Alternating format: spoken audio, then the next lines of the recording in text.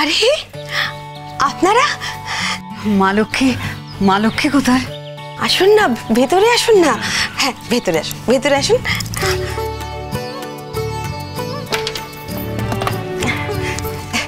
আসুন আসুন আসুন, ভেতরে আসুন, বসুন বসুন।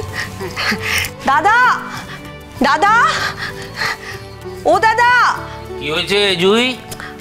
আরে এসো না, এদিকে এসো, একবার দেখো, এদিকে এসো। কে এসছে? আরে তুমি এসো না, এসে দেখো না। কে এসছে তুই তখন?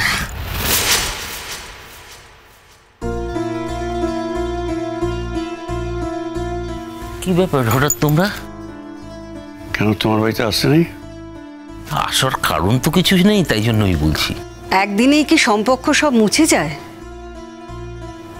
মানুষে তো মতান্তর হয়, সে মতান্তর কি চিরকাল থাকে? আমরা স্বীকার করছি ভুল করেছি, অন্যায় করেছি, ক্ষমা চাইছি। তো আমরা আমাদের মা লক্ষ্মীকে নিয়ে যেতে এসেছি। তোমাদের মা লক্ষ্মী কি এত সস্তা বলে মনে করো তোমরা? এর মধ্যে সস্তা দামের কি আছে কৌশিক? মেয়েকে বিয়ে দিয়েছো, মেয়ে শ্বশুর বাড়িতে যাবে, এটাই তো স্বাভাবিক। হ্যাঁ, শ্বশুর বাড়িতে গিয়ে কখনো হয়তো মতান্তর হয়, কখনো মনান্তর হয়, তাই বলে কি সমস্ত সম্পর্ক গুছিয়ে দিতে হবে? আমাদের সঙ্গে কি কোনোদিন কোনো সম্পর্ক ভালো ছিল না, নাকি ওকে আমরা কম ভালোবেসেছি, না ও আমাদের কম ভালোবেসেছে? কি ব্যাপার, হঠাৎ আপনারা এখানে? আমরা গুনগুন মাকে দেখতে এসেছি, আর ওকে নিয়েও যেতে এসেছি। ইম্পসিবল। না না, ও এখন যাবে না আপনাদের সঙ্গে। গুনগুন এখন আপনাদের সঙ্গে কোনো সম্পর্ক রাখতে চায় না। দেখুন, ওর লাইফে একটা অন্য গোল আছে, ওর টার্গেট একদম অন্যদিকে ঘুরে গেছে। এখন ইউনিভার্সিটিতে ভর্তি হয়েছে, মন দিয়ে পড়াশোনা করতে চাইছে। এই সময়টা প্লিজ আপনারা ওকে ডিস্টার্ব করবেন না।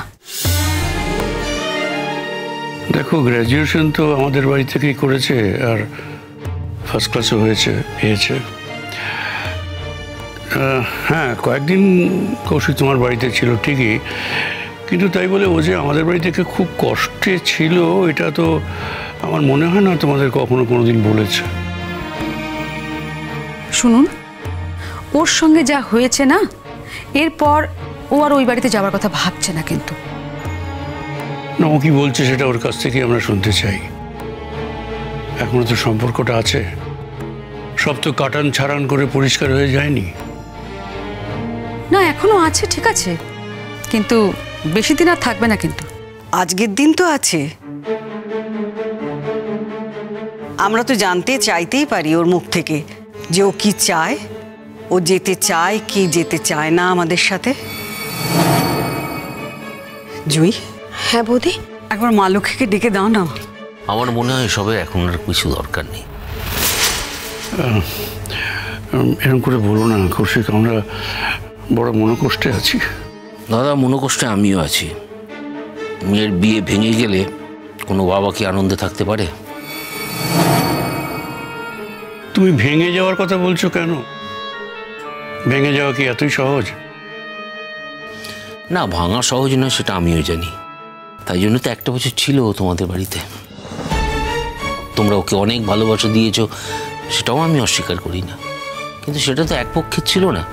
ও তো তোমাদের ভালোবেসেছে, ইভেন তোমাদের জন্য জীবন পর্যন্ত দিয়ে দিতে রাজি ছিল, সেটাও তো আমি জানি। আমরা কি তা কখনো অস্বীকার করেছি? আমরা কি এতটাই অকৃতজ্ঞ? তা তো নয় কৌশিক। না না, তোমরা অস্বীকার করোনি, কিন্তু একটা সময় থেকে আর বনিবনা হচ্ছে না। মানে ট্রাস্টের অভাব ঘটে গেছে, আর যেখানে ট্রাস্টের অভাব আছে সেখানে আমি আমার মেয়েকে পাঠাবো না। দেখো, একটা সময় আমি জোর জবরদস্তি করে আমার মেয়েকে পাঠিয়েছি, আমি কত কৌশল করে ওদের বিয়ে দিয়েছি। ওদের বিবাহবার্ষিকীতে আমি নতুন করে আবার ওদের বিয়ে দিয়েছি। আমি কিন্তু কোনো প্রতিবাদ করিনি, কিন্তু এবার যা ঘটেছে সেটা আমি মেনে নিতে পারছি না। এই ঘটনার হবার পর আমি জেনে শুনে আমার মেয়েকে আর ওখানে পাঠাতে পারবো না। না, আমি কথা বলছি না যে তোমরা খারাপ মানুষ, তোমরা মানুষ ভালো। দেখো, তোমরা ওকে ভালোবাসো এবং ভবিষ্যতে হয়তো বাসবে, কিন্তু যে ইস্যু নিয়ে সমস্যা হয়েছে, একই বাড়িতে থাকলে সেই ইস্যু যে আবার অ্যারাইজ করবে না তার গ্যারান্টি তো আমি কোনো দিতে পারি না। আমি চাই না যে আমার মেয়ে বাড়াবাড়িতে ব্যতিব্যস্ত হয়ে তোমাদের সংসারে কোনো ক্ষতি হয়ে যাবে। আমি এও চাই না যে তোমাদের সংসার আমার মেয়েকে ভুল বুঝে তার প্রতি ইনজাস্টিস করে, তার নরম মনে আঘাত হয়। তার কারণ তার নরম মনে বারবার যদি আঘাত সে পেতে থাকে, তাহলে সে ফোকাস থেকে দূরে সরে যাবে, সে সমস্যায় পড়ে যাবে, কষ্ট পাবে মনে।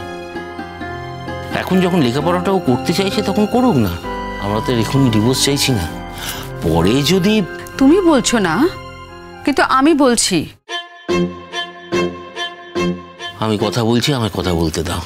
না না, এই তো কথা হলো, এবার ও ডিভোর্সটা করুক, ডিভোর্সটা করে ও ফ্রি হয়ে যাক। আমার মেয়ের ফ্রি হওয়ার কোনো দরকার নেই, তার কারণ আমার মেয়ের ডিভোর্সের পরে সঙ্গে সঙ্গে তো আমি বিয়ে দিতে যাচ্ছি না। শোনো দাদা, এখন কিন্তু সব ডিভোর্স কিছু হচ্ছে না। আমার মেয়ে এখানেই থাকুক, লেখাপড়াটা করুক, এমএটা দিক, তারপর দেখা যাবে। সময় কি বলে, দিন কি বলে, সেই বুঝে আমরা কাজ করব। আমার মেয়ে এখানে ওখানে কোথাও যাবে না। তাই তোমাদের কাছে আমার একটা রিকোয়েস্ট, যে ওকে তোমরা জোর করো না প্লিজ। কি বলছো তুমি কৌশিক? ও এখন তোমাদের কাছেই থাকবে? হ্যাঁ, এখন আমাদের কাছে থাকবে। দাদা, আমি বলছিলাম যে কটা দিন থাক না, আসলে মেয়েটা খুব কষ্ট পেয়েছে, ওর মনটা একটু সেরে উঠুক, তারপর না হয়। আমাদের বাড়ি গেলে ওর মন ভালো হয়ে যাবে। হ্যাঁ, আমাদের সবার মাঝখানে থাকলে ও ভালো হয়ে যাবে, দেখবে ওর মন ভালো হয়ে যাবে। দেখো বৌদি, সবার সঙ্গে থাকলে মানুষ অনেক সময় ভালো থাকে, যেমন গুনগুন ছিল। আবার সবার সঙ্গে মানুষ থাকলে অনেক সময় খারাপও থাকে, যেমন গুনগুন এখন আছে। তো এটা তো কখনো গ্যারান্টি দিয়ে বলা যায় না যে এভাবে থাকলে এটা হবে, এটা কখনো বলা যায় না বৌদি। তার থেকে আমি যেটা বলছি সেটা শোনো। আমি তোমাদের একটা রিকোয়েস্ট করছি যে তোমরা বারবার গুনগুনকে ফিরিয়ে নিয়ে যাবার রিকোয়েস্ট আমাকে অন্তত করো না। মানে আমি কিন্তু ডিসিশন নিয়ে নিয়েছি, আমি গুনগুনকে পাঠাবো না ওখানে। তুমি এত বদলে গেলে কৌশিক? আমি বদলাইনি দাদা, বদলেছো তোমরা। ভালো করে ভেবে দেখো, ঠিক বুঝতে পারবে। না না, আমরা বদলাইনি কৌশিক, আমরা বদলাইনি। হয়তো আমরা ভুল করেছি, আমরা সমস্যাটাকে ঠিক মতো ট্যাকল করতে পারিনি। দেখো, মানুষেরই তো ভুল হয়, আমরা তো মানুষ, আমাদেরও ভুল হয়েছে। তাই বলে তুমি এতটা কঠিন হতে পারো না কৌশিক। তুমি তো জানো যে ওকে ছেড়ে থাকতে আমাদের কত অসুবিধা হয়, তার প্রমাণ আমরা দিয়েছি। আর তুমি হয়তো এটা জানো না যে আমাদের পটকা দূরে ট্রান্সফার নিয়ে চলে যাচ্ছে। আমাদের বাড়িতে থাকতে আর কারো ভালো লাগবে না। আমি ওদের বলে দিয়েছি যে 7 দিনের মধ্যে তোমরা যদি গুনগুনকে ফিরিয়ে আনতে না পারো, তাহলে বুঝবো যে আমি এর জন্য দায়ী, আমার জন্য এই সমস্ত কিছু হয়েছে। আমি আর তোমার এই বৌদি আমরা বৃদ্ধাশ্রমে চলে যাব। সেটা কি ভালো হবে কৌশিক? দাদা, এগুলো কিন্তু আমি তোমাকে বলতে বলিনি। তোমার মনে হয়েছে তুমি বলছো, আমার কি করার আছে বলো। বুঝতে পেরেছি, আজ আমাদের কোনো কথাই তোমার কাছে কিছু যায় আসে না। যাক, যখন এসেছি তখন একবার মা লক্ষ্মীর সঙ্গে দেখা করে যাই। তা তোমরা কি একবার মেয়েকে ডাকবে, না তাতেও বাধা আছে? না না, কি বলছো কি, বাড়ি বয়ে এসছো, মেয়ের সঙ্গে একবার দেখা করতে চাইছো, এ তো আমার পরম সৌভাগ্য। না, এভাবে কথা বলো না কৌশিক, আমরা তোমাকে সেভাবে ভাবি না। তুমি যে আমাদের কত কাছের, সেটা কথাটা তুমি ভাবতেও পারবে না। হ্যাঁ, আমি যে তোমাদের কত কাছে সেটা আমি বেশ ভালোভাবেই বুঝতে পেরে গেছি। কথাটা আমাকে দেখে বিধিয়ে বললে তো? সেদিন তোমাকে 2-4টে কথা বলেছিলাম বলে। তখন কিন্তু তোমরা আমাকে মেয়ের বাবার মতো ট্রিট করেছিলে। তোমাদের একবারও মনে হয়নি আমি কিন্তু তোমাদের ভাই। আমাকে অনেক কথা শুনিয়েছিলে, তোমরা অনেক কথা শুনিয়েছিলে। আগে সেসব কথা আমি মনে রাখতে চাই না, আর আলোচনাও করতে চাই না। জুই, যা তো একবার গুনগুনকে ডেকে নিয়ে। না না, আচ্ছা গুনগুন এখন বিজি আছে, ওকে এখন ডেকে আনার কি যুক্তি আছে? আমি তো বুঝতে পারছি না। আরে ছাড়ো না, ও সে কি বা বলবে। আজ এতদিন মেয়েটার সঙ্গে আমরা একসঙ্গে থেকেছি, মেয়েটার জন্য মনটা আমাদের সবাই আকুলি বিকুলি করছে, তাই একবার ওকে আমরা চোখের দেখা দেখতে এসেছি, সেটাও দেখতে পাবো না? আর সে বাড়িতে থাকা সত্ত্বেও তাকে না দেখে আমরা চলে যাব? এটাই কি তোমার বিবেচনা, শিল্পী? হ্যাঁ জানি, তুমি না চাইলে হয়তো তোমার মেয়ে যেতে চাইবে না, যাবে না। না না, এরকম কোনো মানে নেই দাদা। আমি না চাইলেও আমার মেয়ে তোমার কাছে যেতে পারে, তোমাদের বাড়ি যেতে পারে। কিন্তু আমি যেটা বুঝতে পেরেছি যে সত্যি ওর কোনো যাওয়ার ইচ্ছে নেই। সেই জন্য বলছি, শুধু শুধু ওকে জোর করে এম্বারেস করো না, আর থাক না আমার বাড়িতে। এত বছর তো ছিল আমার বাড়িতে, ছিল আমার কাছেই থাকুক। তোমাদের বাড়িতে থাকলো এতদিন।